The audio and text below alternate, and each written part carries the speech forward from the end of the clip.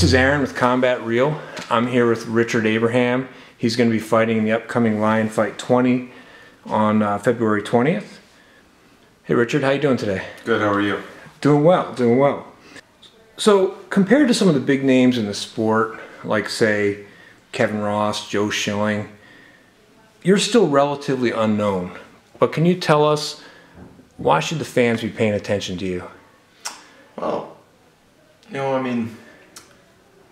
this area, really in Chicago, there's not too many good stand-up fighters. I've traveled all over. I've been to Russia, Africa, Thailand, with my style, and I've succeeded. And coming from an area where there's not that much here, and I've succeeded for the most part with my own training and basically my own coaching. I've had coaches here and there help me out. Tim Tokars helped me through it, and Tim Fernandez and Mike Valley and stuff like that. But for the most part, the day-to-day grind is me. And you've had some pretty big fights outside this country. You defeated the Uganda champion and earned the WKF International Championship title. What was that experience like? That was pretty wild. Just Uganda in general, that whole thing with the Ebola was going on.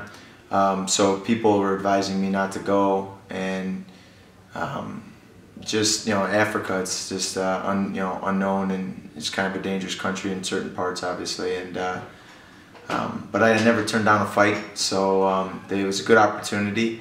And just with the security guards I had, the armed security detail, the whole trip, and just the people and the culture, it was pretty wild. Can you tell us a little bit about the fight itself? How was it? The fight itself was unorganized. I mean, it was we were supposed to be 5 3-minute rounds. The first 2 rounds were 3 minutes, and then the third round was like 2 minutes, and then the fourth round was like I think like 2 minutes 20 seconds, and the fifth round was like 2 minutes 13 seconds. So I mean, it was unorganized, and they said I won on a split decision. I mean, I'm not, I beat that man for all 5 rounds pretty good. I dropped him multiple times and never called it, one drop, and they also took a point from me because I kicked him on the way down. But I mean, he was still in there, still a legal shot. So yeah, I've seen some of the footage. We've got it up on CombatReel.com. It's pretty clear from that footage that you were dominating during the fight. Mm-hmm. Were you surprised that you were able to win a decision in Uganda? Yes, I was very, very surprised. It was shocking. I was pretty, as soon as that bell rang in the 5th round and he was still standing, I knew. I was like that, there's no way they're going to give me this in the heart of Uganda with 5,000 Ugandans around. There's just no way. But I was so convincing on my performance that I don't think there was really much any other way. Even though the one judge in Uganda, the Ugandan president for that organization, gave it 5 rounds to 0 to him. So I was like, oh, he just filled out the scorecard before this fight even started. He already had him marked in. So wow, but it's impressive though that they did give you a fair decision in the end. So yeah. Now you also fought you fought the Russian champion, Datsiev in Russia. Yes. That went to decision as well, but that was actually your first and I believe only professional loss. Yes, that's correct. Now, do you feel like if that had been scored somewhere else, it might have come out differently? Absolutely. I mean, Datsie's, the man has a couple hundred fights. I mean, he is a Russian world champion. He's the #1 ranked Russian on the Russian team. Very talented fighter. At the most, I definitely took the 1st round. I can give him the 2nd, I can see that, but the 3rd, 4th, and 5th, I truly believe were mine. And I obviously, if we weren't in Russia, I believe that the score would have came out different on that. Do you think we might be able to get a copy of that video someday? You will be able to get a piece of that video. Yes, you will. That'd be great. We'd love to put it up. Yes, I'm still trying to get the original video, but it don't seem like they'll want to release it for some reason. Because I think, no offense, Russia, but I think you don't want me to see it because you know. That may well be. Yeah. So With Lion Fight 20 just a week away, how are you feeling? Oh, I'm feeling phenomenal. I'm in honestly the best shape of my life. I mean, my weights, I'm under control. I'm just, everything is going very smooth. My diet's been smooth. Just got back from Thailand for 3 weeks. Training went great out there. I'm strong. I'm just very focused, very hungry, just ready to rock. So this will be your first televised fight in the U.S. In some ways, it's your North American debut. Does that make you nervous at all? No, you know, I mean, I guess there's always a little pressure, you know, fighting on TV, and you know, I got fans, I got a decent amount of people coming to see me, and you know, a lot of friends and family and fans and stuff like that. But you know, fighting in like Africa, you know, and fighting in Lupini and all these other crazy places, you know, there's a lot of pressure. You know, it's just you know, a little more intimidating out there and stuff. But I don't really feel too much pressure. I just feel, you know, I'm about to get in a fight and have some fun. Now, you mentioned that you just got back from Thailand. You were in a training camp over there? Yes, that's correct. One of my goals, I guess, and life goals is to like do like a training camp like how the pros do. You know, you hear some of these boxers like Golovkin, and they go out to like Big Bear, I think, or in California, and they go in the mountains and they just train. And you know, my sponsors, you know, Pier 57, Pro Excavating, you know, they were nice enough to help me get out there, and so I spent 3 weeks out there helping prepare for this fight at Sitmanchai. So what is it about the experience training in Thailand that you can't get here in the States? Well, you know, the biggest thing with Thailand to me is here, you know, I have 4 dogs, I have, you know, 4 kids, I have a household, I have businesses to run. You know, I have a million things to do. I can't just focus and then just, you know, take a nap, you know, or just stop everything and have nothing to worry about and then just train again. So I think the biggest thing out there obviously is, you know, they got great pad holders, and especially with me fighting a Thai, it just gives me a great Thai look. So I got that look, and you know, it's just, you literally get up, you run, you train, you eat, you sleep, you repeat, and it's just, to me, I love that. I love that lifestyle. Are there any differences that you can see in the Thai style in Thailand versus the fighters here in the States? Absolutely. You know, they kick more. You know, they're based with their gambling. It's a heavy base with kicks and knees, and you know, that's it's good. It's good to mix it up. You know, I think guys more here is just, they like to use more hands, and where the Thais, you know, obviously for point reasons, you know, they kick and kick and kick. So. Now, you needed to drop a lot of weight for this fight. I think you started out about 190 pounds, and you have to get down to 191, and getting down to 155. That's almost 20% of your body mass. Yeah. What's that experience been like? You know, it's nothing out of the normal, I guess. You know, I mean, I've even like when I first started, I was 240 pounds, and I cut from my first fight to 190.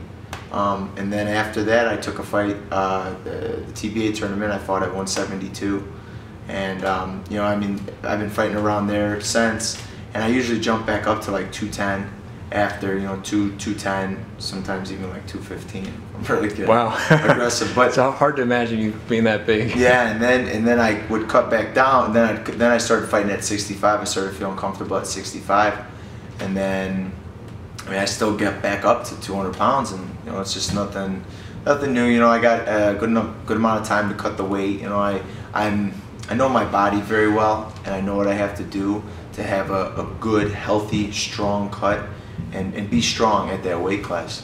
Well, that's something I was going to ask, actually. Losing that much weight, do you feel like you lose any of your strength or stamina? You know, I feel like my kicks obviously don't, because I put a lot of weight behind everything, they don't have that as like that big, you know, bang, but they're definitely a lot faster. Everything's a lot faster. I believe I still maintain a lot of power, even though I'm dropping a significant amount of weight. I still feel powerful. Do you have any secrets you'd be willing to share for how you go about losing that much weight? Yeah, it's mostly low carb. You know, I go on a more low carb diet, just what works for me. A high protein, low carbs, add a little more fats, and you know, basically you gotta run. You know, there's no easy way around it. You gotta get up in the morning. I mean, right now I get up every morning, I run for an hour. before I even train. That doesn't even count as a training session, as my hour run. So the fight's a week away. Can I ask, how much do you weigh now? I'm like between like 165, 175, right around there. So a little ways to go. Yeah, a little ways. Nothing that I'm concerned about. I'm ahead of schedule. I think I had like a goal for me, and I feel really good right now. So I'm very surprised with how actually this weight cut's been pretty easy. Actually cutting down. I mean, I fought at 59 last November, but I'm surprised how good and strong I feel. Maybe you're getting used to it. I think so. So let's talk a little bit about your opponent, Jo Nattawut. He's got an impressive record, 52 wins, only 10 losses. How do you? 2 draws. 2 draws. How do you feel about that? I'm very excited. That he's a worthy. To me, he's a worthy adversary. He's a worthy opponent. He's they didn't lion fight. When I asked them, I said, Mr. Toledo, give me someone. I'm not looking for an easy fight here. I'm not looking to just get a W. I don't ever look just to get a W. I look for challenging fights. That's why I do this sport. If I'm not being pushed, I'm just, I don't train hard. I won't, I'll like kind of goof off, But this fighting a guy like this has made me hungry. Just wakes me up early in the morning, helps me at night, helps me push through my training rounds, my diet, everything. So, I'm very excited to be fighting a very experienced guy like this. And it's, it just makes me happy. The greatest thing about this fight is, I already know the story. The story is I got to get past his kicks. Jo has got excellent timing and hard kicks fast. And that's what I got to get through those kicks. If I don't get through those kicks, it's going to be a long night for me, And that's really, I think, going to be the story of the fight. So watching you fight, I got to say it's a pleasure to watch you fight, and it's obvious that you love it. You love the sport. And I just wanted to ask, when you get in the ring and you're looking across at your opponent, how much of it is about wanting to hurt your opponent versus just loving the game? I think it's about 50-50. I'm a competitive person. I love being competitive. But also in the same sense, we're in there, and we're both adults. We both know the sport. We both know what we're doing. And it's fun. It's fun hitting people. It's fun getting hit. I like both of it.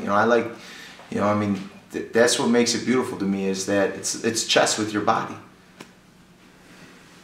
Now, you've commented, I think it was on your interview with Sean Fagan, the Muay Thai guy, which is a great interview. I recommend everybody who hasn't seen it should listen to it on his website. So you commented in that interview that you consider your mind to be one of your best weapons. What do you do for mental preparation for a fight? Well, beforehand, I weeks out, obviously, I prep myself mentally, I get a little short, my mind is getting into war mode and stuff, but, just obviously just being confident, just being confident in my training, trusting in my ability, trusting in my training, trusting in my diet, trusting in everything, just being confident and trusting in what I'm doing. And then before the fight, the best thing for me to do is not think. It's just to relax. Because I used to have a little bit of a temper. I still get a little hot-headed, and my biggest thing is I just need to relax before the fight. I try to empty my mind and just not think, maybe take a little nap, but just completely relax. Because when I get in there, I know it's not hard for me to turn up. So what is it that drew you to Muay Thai in particular, as opposed to other combat sports? I mean, you could have been a boxer, you could have been, there's a lot of things you could have done. You could have gone into MMA, or what is it about Muay Thai? Well, growing up as a kid, we always fought. We always beat each other up. My brother, my friends. And my dad bought us 2 pairs of 16-ounce TKO boxing gloves, and he said, "Listen, don't use weapons, number one, and number two, don't hit a man when he's down." So, and then we just ever since we've been in the front yard just always put on the gloves with each other. And then I was doing some underground fighting when I was older, and then someone kicked me in the leg, and I'm like, this idiot. And then I realized how jacked up my leg was, and I was like, that was cool. And then they brought me into my neighbor brought me into a Thai boxing gym, and I fell in love ever since. So in your earlier interview with Sean Fagan, you had said that your dad told you to always stand up and fight like a man. Yes. Don't hit somebody on the ground. Do you think that has something to do with the decision to go Muay Thai as opposed to MMA? Absolutely. We never. Some of my family wrestle and stuff, but I never was into wrestling. I never was into jiu-jitsu. I respect the sport. I respect MMA. I'm not. That's just not my forte. It's not my. It doesn't like draw me. It doesn't go, oh man, like when I'm watching a Thai fight, I'm on the edge of my seat. When I'm seeing an MMA fight or UFC, I'm just kind of, oh, okay, but don't get me wrong. Sometimes when the guys are having good striking, I'm very fascinated by it. I guess I like the style and the art of Muay Thai. Now, changing gears a little bit, we're here in your gym, Maximus Muay Thai. Can you tell us a little bit about that? Maximus Muay Thai is a gym I started. It's a private gym. It's after my first son. He unfortunately passed away at 5 days old. Sorry to hear that. Yeah, he was. I guess he had like an infection or something they didn't catch, and he passed away. But my biggest thing is with this gym and doing all this is I dedicate my life to this, and he didn't get a chance for people to know his name, so I figure I'm doing this, so I'm gonna give people a chance. I want the world to know his name. That's great. Yeah. So let me just ask, if somebody's interested in coming and working out, training with you, is there a way that they can reach out to you? Or? Yeah, you just have to send me a private message. Right now, we're not at that stage where really we're holding big classes or anything even like that. This is a very serious training facility. Timothy Bradley kind of has his own gym and stuff like that, and I kind of always wanted something. So, I have a very serious training partners, very serious coaches, and we down here we don't play games. You have to be a high for the most part a high level. Obviously we do privates, it's something different, but for the most part you got to be a very high level. I get a lot of MMA guys from the area asking to work out with me, but I'm not putting them down or anything like that. It's just we go at a pace where we don't want to be teaching people. We want to be working. Well, you're a busy man, so you don't have a lot of time to spare. No, I don't. Yeah. So let's talk a little about the Muay Thai scene in Chicago. Basically, there isn't one. No. And do you have any idea why that is? It's just that I think this area is just such heavy with boxing, and then MMA exploded over here. And Muay Thai, there's been like some small organizations that tried to start, and they just never really took off. I think they were maybe poorly run or whatever it is. But MMA is the flavor, and boxing is the flavor. They have like pretty much every weekend, country club fights, and amateur boxers, they could fight every weekend for, but Muay Thai, it's like you got to maybe fight in a cage, mixed rules, maybe no knees, and it's just you got to really travel for it, and it's kind of sad, but eventually, someday I'd like to help build it up in this area. That'd be great. We'd love that too. Yeah. I think the fans would love it. Before we go, is there anybody you'd like to say thank you to or anything like that? Yeah, I'd really like to thank all my fans, all my friends that supported me all over the years. I have a lot of friends that don't do, what I did. I used to be into bodybuilding before I was bigger, and a lot of my buddies, I don't really see them ever, and they still support me. They know I'm chasing my dream, I'm chasing my goal, and it requires endless hours of sacrifice of being in the gym, and now with the family and stuff, my day is literally all planned out, and they still support me, they still show love, and just want to thank them and thank everyone that keeps supporting me. And I've had so many people all over, from Florida, Arizona, South Carolina, North Carolina, Connecticut, just all over. When I had those t-shirts, they call me. I've been shipping shirts all week. It's been unbelievable, and I just want to thank all my sponsors: Pier 57, Pro Excavating, Pizza Bella, Golden Graphic Designs, Illinois Lift Equipment, Pro Excavating, I think I said. Yep. But yeah. All right. Well, thank you so much for having us. We're really looking forward to seeing you fight next Friday. It's going to be awesome. Excellent. Thank you.